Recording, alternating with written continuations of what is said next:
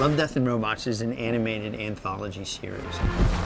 The whole goal of the series was to bring this wealth of great short stories and marry them with some of the great work that's being done around the world in animation. And then do it for adults. Because, you know, fuck the kids, really.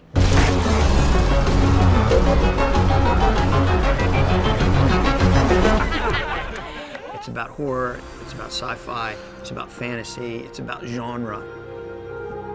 They're a chance to do something that's more adult that you don't see normally in animation.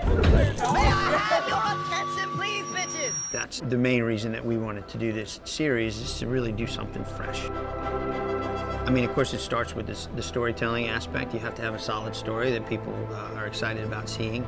But then it's how you tell that story.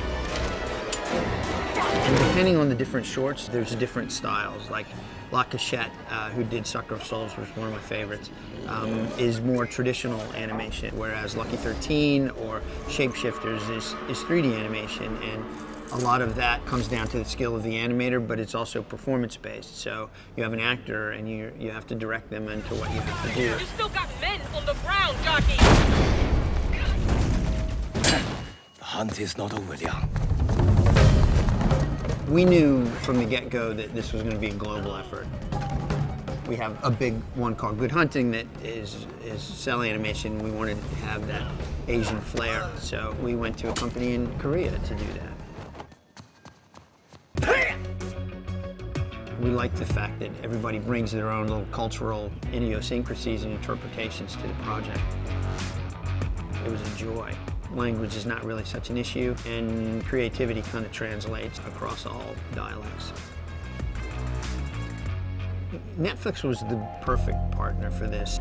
When we presented this show, they said, fuck, we think it's cool, and we're willing to take a risk. There was nobody telling us, this is too much blood, or you can't have sex here, or whatever. In fact, they were very supportive of us pushing the limits. So I felt like the creative community was going to be very excited about this opportunity.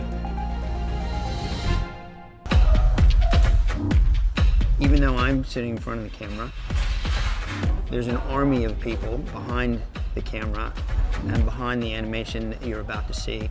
And we want to shine a light on that, because more than any other creative endeavor, animation takes a village, and there's hundreds of talented men and women behind the scenes, and we want to show you a little bit about what they do.